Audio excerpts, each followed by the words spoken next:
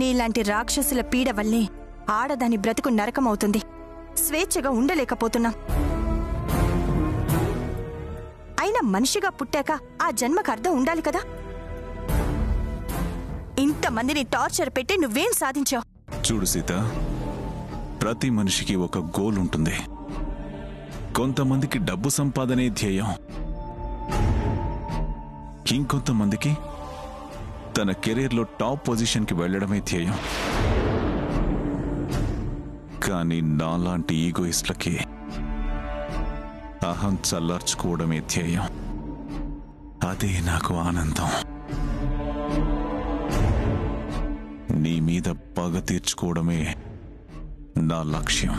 చూడు, ఇప్పటికైనా పిచ్చి వేషాలు మానుకొని నీ లక్ష్యాన్ని మరోవైపుకి మళ్లించుకో, బాగుపడతావు. ఇంకొక విషయం, నేను నా ఉద్యోగానికి రాజీనామా చేశాను. ఇక నుంచి నా జోలికి, నా కుటుంబం జోలికి రావడం మానుకో. ఎలా సీత, ఎలా మానుకోగలను? నువ్వు జాబ్ మానేసినంత మాత్రాన చైర్మన్ గారు నన్ను పిలిచి తిరిగి ఎండి పోస్ట్ ఇస్తుందనుకున్నావా? మొండితనంలో ఆవిడ నీకన్నా 2 ఆకులు ఎక్కువే చదివింది. సీత, నువ్వు ఒక విషయం గట్టిగా గుర్తుపెట్టుకో. నిన్ను, నీ కుటుంబాన్ని నాశనం చేసేదాకా నేను నిద్రపోను. చూడు, అనవసరమైన శపథాలు చేసి సుఖంగా ఉన్న ప్రాణానికి కష్టాల్ని కొని తెచ్చుకోకు. ఇలా ఫోన్ చేసి వార్నింగ్ ఇస్తే బెదిరిపోయే ఆడదాన్ని అనుకుంటున్నావేమో. నిన్న నీ టైం బావుండి గుండెల మీద కాలేసినా చావకుండా తప్పించుకున్నా. ఈసారి పీక మీద కాలేసి తొక్కుతాను. ఇలా పిరికి పందలా ఫోన్ చేసి అది చేస్తా ఇది చేస్తానే మాటలు చెప్పకు. నీకు దమ్ముంటే చెప్పకుండా నీకు చేతనైంది చేసుకో.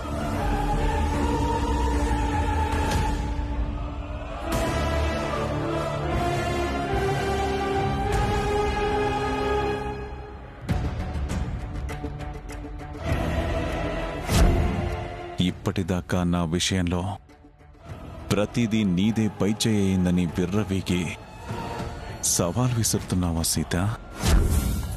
నేను నీ మీద కొట్టే దెబ్బకి జీవితాంతం బతకలేక చావలేక జీవితాంతం కుమ్మిలి కుమ్మిలి ఏడుస్తా.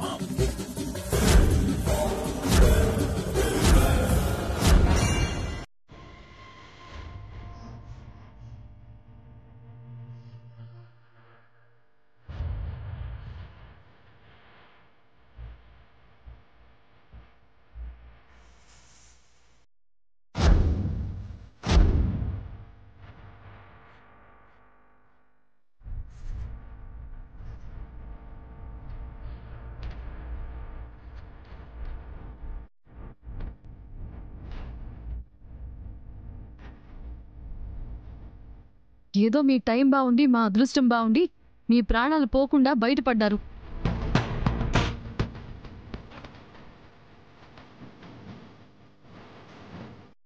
తన ఎండి స్థానం పోయినందుకు ఆ రాజశేఖర్కి సీతక్క మీద ఇంకా కక్ష పెరిగి ఉంటుంది.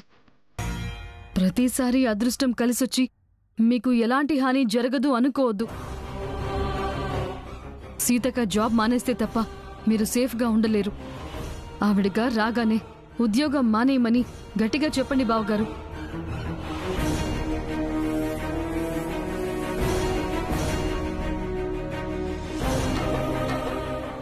ఆవిడ గారు ఎందుకు మానేస్తారు దాక్షాయణి?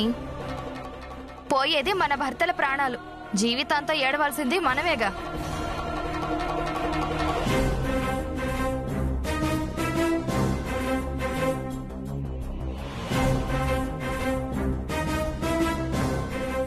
ఏమైనా అంటే మృత్యుంజయ హోమం జరిపించాం కాబట్టి ఇక ఎలాంటి హాని ఉండదు అని 4 ధైర్యం కలిగించే మాటలు చెప్పేస్తుంది. మన మొగుళ్ళేమో వదిన చెప్పిన దానికి మురిసిపోయి తలాడిస్తారు, ప్రాణాల మీదకు తెచ్చుకుంటారు.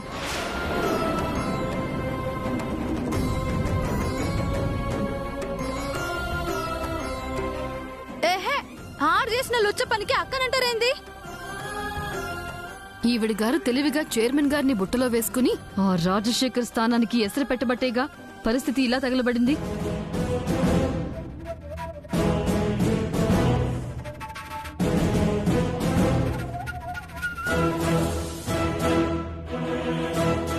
అయినా వాడు తప్పుకోమన్నప్పుడే ఉద్యోగం మానేసుంటే ఈ దరిద్రమే ఉండేది కాదు కదా. ఎందుకమ్మా అలా మాట్లాడతారు? సీత ఎప్పుడైనా తన స్వార్థం చూసుకుందా? తన మరుదులు క్షేమంగా ఉండాలని హోమం చేయించింది.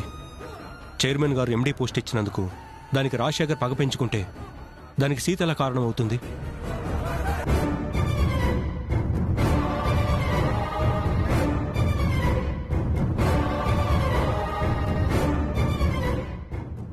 నిజాలతో అసలైన కారణాలతో వీళ్ళకి పనే ఉందన్నయ్య. ఏదో విధంగా వదిన 4 మాటలు అనకపోతే వీళ్ళకి తిండి సహించదు, నిద్ర పట్టదు. చాలండి.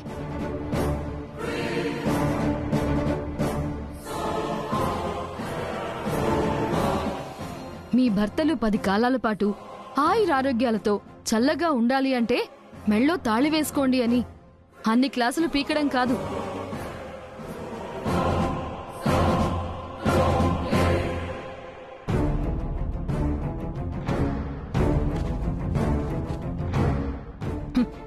మీ వదిన గారు జాబ్ మానేస్తే ఆ రాజశేఖర్ మన జోలికి రాడు. మేము తాళిబొట్టు వేసుకున్నా వేసుకోకపోయినా చల్లగానే ఉంటారు.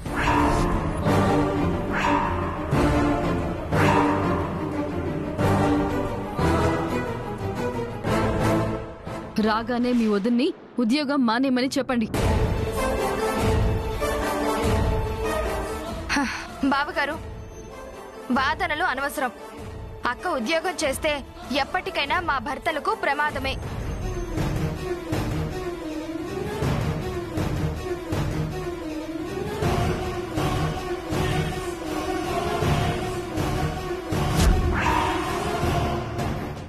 మీ ఆవిడ గారితో ఉద్యోగం మాన్పిస్తారా మాన్పించరా? అది కాదు దాక్షాయిని.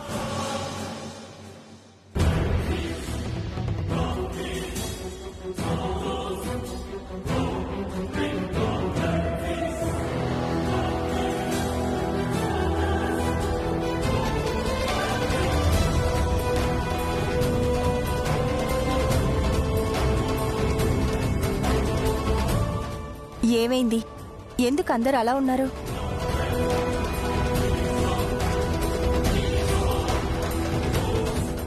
నువ్వు ఉద్యోగం మానేయాలని చెప్పి చిన్నోదులిద్దరూ పట్టుపడుతున్నారు.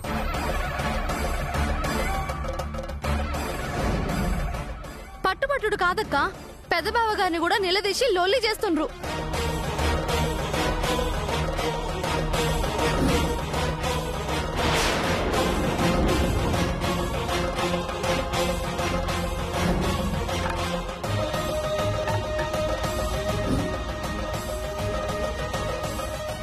అది వాళ్ళకి నీ మీద ఉన్న కోపం కాదు సీత.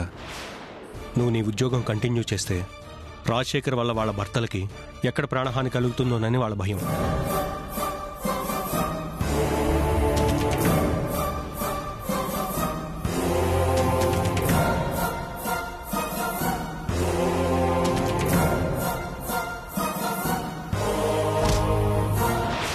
ఒక విధంగా వాళ్ళ ఆవేదన కూడా కరెక్టే కదా సీత.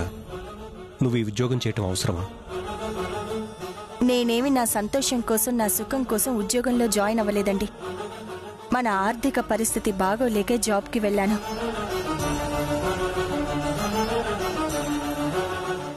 ఏమన్నా అంటే ఇది ఒకటి చెప్తావక్క. ముందసలు ప్రాణాలతో ఉంటేనే కదా మన కుటుంబానికి ఉండే ఇబ్బందులు, ఆర్థిక పరిస్థితుల గురించి ఆలోచించేది.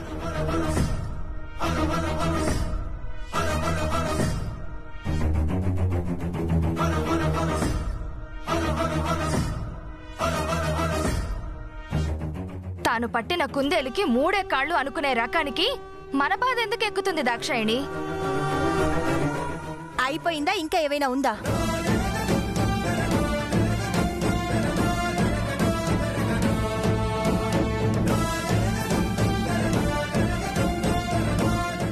నేను మూర్ఖురాల్ని అయితే మీరు నన్ను ఎన్ని మాటలన్నా కడుపులోనే దాచుకొని సొంత చెల్లెలలా చూసుకోను.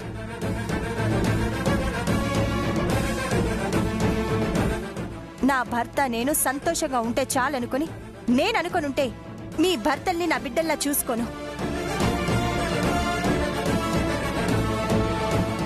అసలు వాళ్ళ ప్రాణాల గురించి నాకెందుకు చింత అని నేను మొండిగా ఉంటే ఇప్పుడు ఉద్యోగానికి రాజీనామా కూడా చేసి రాను.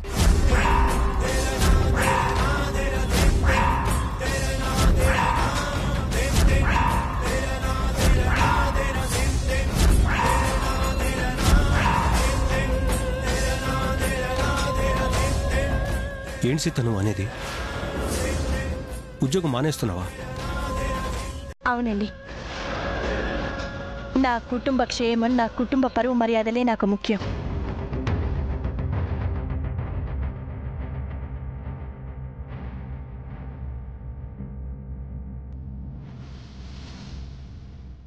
దానికి అడ్డు నా ఉద్యోగమే అయితే అదసలు నాకు అవసరమే కాదు. అందుకే చైర్మన్ గారిని కలిసి ఆవిడ్ని రిక్వెస్ట్ చేసి ఉద్యోగానికి రిజైన్ చేసి వచ్చాను.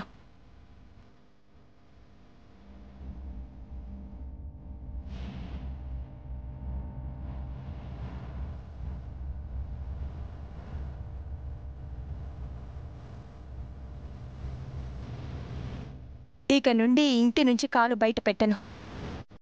వంట పనికి, ఇంటి పనికే పరిమితమవుతాను. ఒక విధంగా మంచి నిర్ణయమే సీత. మనకొచ్చే పంట డబ్బులతో కలో గంజో తాగి బతుకుదాం. మీ ఆడవాళ్ళు పనులు చేసి ఇంట్లో అనవసరమైన డిస్టర్బెన్స్ క్రియేట్ చేయడం అవసరమా? బావగారు అంటే ఏంటి? అక్క ఉద్యోగం మానేసింది కదా అని ఇప్పుడు మేం కూడా మా పనులు మానుకోవాలా? అదేగా చెప్పేది. మీరంతా సంపాదన కోసం గడపలు దాటింది చాలు. మేమే ఏదో ఒక పని చేసి మిమ్మల్ని పోషిస్తాం.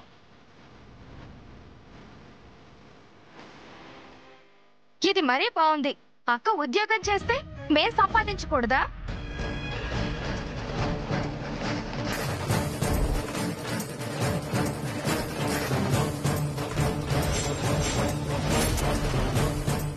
ఈవిడ గారు రాజీనామా చేస్తే మేం కూడా రాజీపడి ఇంట్లో కూర్చోవాలా?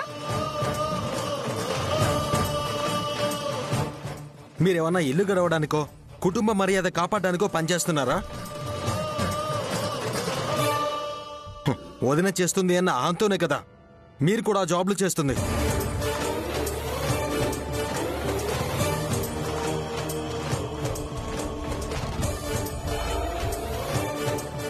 శ్రవణ్, నాతో వాళ్ళని పోల్చడం ఎందుకు? వాళ్ళ ఇష్టం వాళ్ళది. చేసుకుంటే చేసుకోనివ్వండి. ఏంటోది నా వాళ్ళ ఇష్టం. నువ్వు జీతం కింద తెచ్చే ప్రతి రూపాయి ఇంటి అవసరాలకు ఖర్చు పెట్టావు. దాక్షాయిని కానీ మిగిలిన వాళ్ళు కానీ ఈ నెల ఖర్చులకి దుంచండి అని ఒక్క 500 నీకు ఇచ్చారా?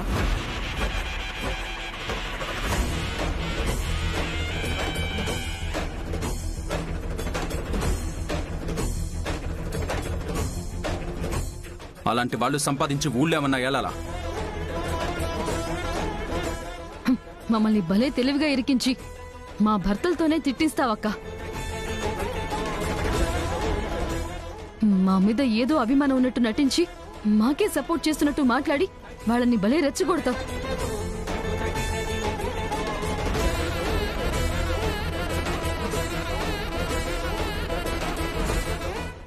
మేము గొడవ పడుతూ ఉంటే వేడుక చూస్తూ ఉంటావు కదక్కా.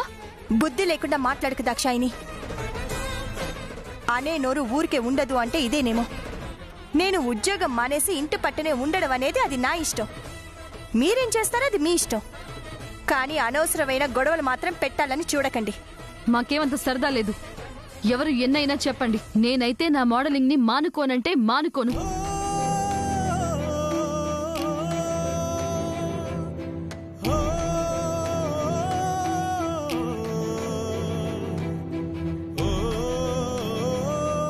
నేను కూడా నా పనిని మానుకోను.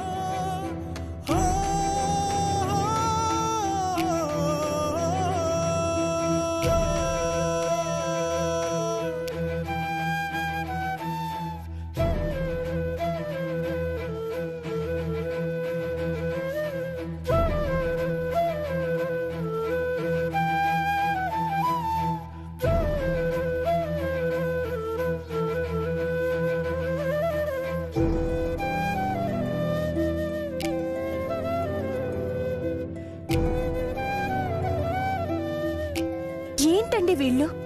నేను ఏమన్నా అలా విరుచుకుపడతారు? ఏదో తెలియని తరం. పట్టించుకోకు సీత, వదిలే.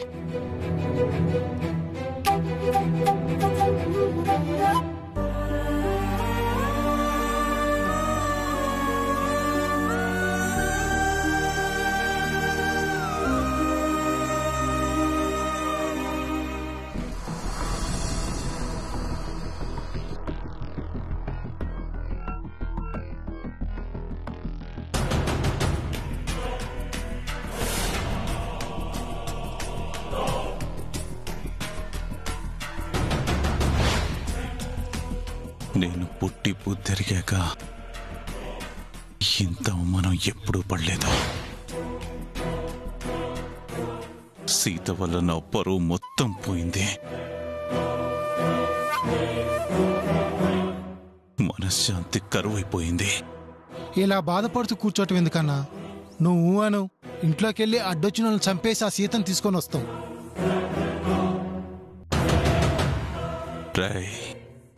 బలం ఉన్నోడు శరీరం మీదే కొడతాడు, బుద్ధి బలం ఉన్నోడు బతుకు మీద కొడతాడు. చంపితే ఏముందిరా, 2 నిమిషాల్లో నా అహం చల్లారిందో లేదో తెలుసుకోకుండానే సీత ఊపిరిపోతుంది. అది కాదు నాకు కావాల్సింది. మరి ఏం చేస్తారన్నా?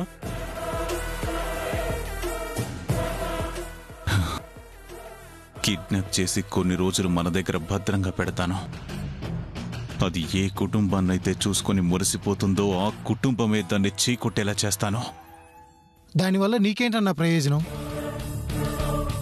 ఆ సీత ఓటమి భారంతో ఏమీ చేయలేక, చావలేక, బతకలేక చచ్చినట్టు నా కాళ్ళ దగ్గరికి వస్తుంది.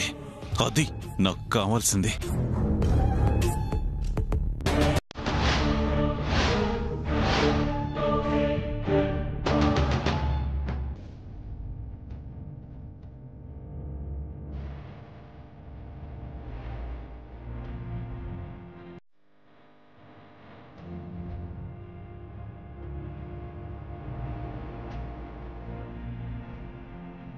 ఆగండి, ఎవరు కావాలి? చైర్మన్ గారు మమ్మల్ని ఒకసారి కలవమన్నారు.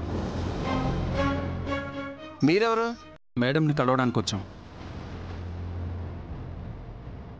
వెంకట్రావు, వాళ్ళని పంపించు.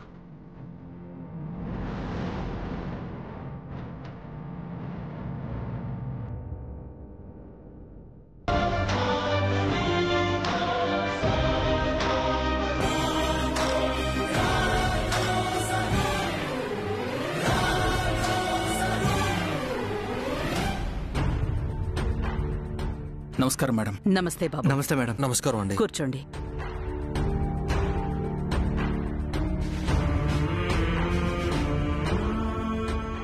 మమ్మల్ని ఎందుకో కలవాలన్నారంట మేడం. అవును,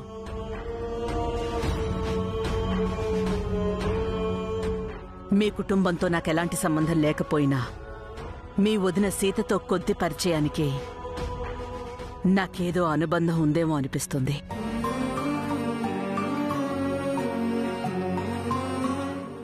వయస్సుతో కూడిన పెద్దరికంతో మీ కొన్ని విషయాలు మీ వదిన గురించి చెప్పాలనిపించింది. అందుకే రమ్మన్నాను. చెప్పండి మేడం. అందరూ అలాగే ఉంటారని చెప్పలేను గాని పెళ్ళైన చాలా మంది ఆడపిల్లలు తన గురించి, తన భర్త గురించి తప్ప ఆ కుటుంబం గౌరవం గురించి గాని, దాని విలువలు కాపాడాలనే ఆలోచనతో గాని కాపురాలు చేస్తున్న వాళ్లు కనుమరుగవుతున్న రోజులివి.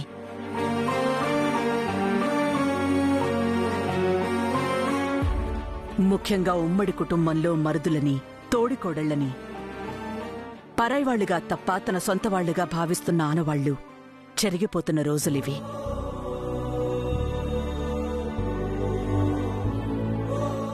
కాని సీత అలా కాదు.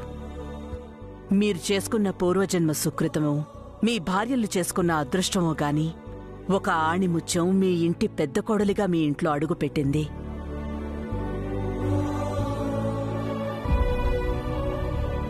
కేవలం సంపాదన కోసమే చాలా మంది ఆడపిల్లలు సంసారాన్ని నిర్లక్ష్యం చేస్తున్నారు.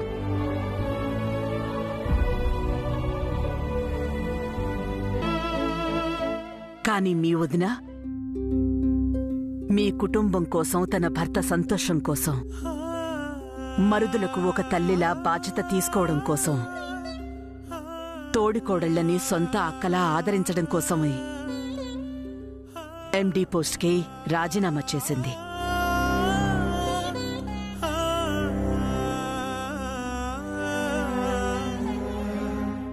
మీకోసం మాత్రమే.